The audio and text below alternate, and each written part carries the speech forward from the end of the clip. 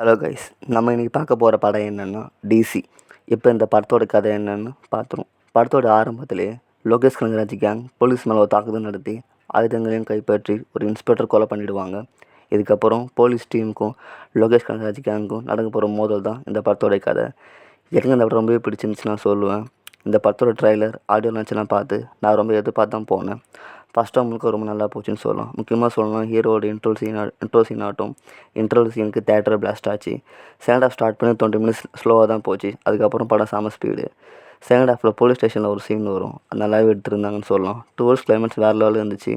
இந்த படத்தோட ஹீரோ லோகேஷ் கனகராஜ்னா, செகண்ட் ஹீரோ அனிருத் தான். அவர் இந்த படத்துக்கு போட்ட பிஜிஎம் சாங்ஸ் வேறு லெவலில் இருந்துச்சு சொல்லலாம். லோகேஷ் கனகராஜ் சூப்பராக பண்ணியிருப்பார் இந்த படத்தில். லோகேஷ் கனகராஜுக்கு அவங்க அப்பாவுக்கும் செகண்ட் ஹாஃபில் ஒரு சீன் வரும், அது எனக்கு ரொம்பவே பிடிச்சிருந்துச்சு. வாமிகாவும் கொடுத்த கேரக்டர் நீட்டாக பண்ணியிருக்காங்க.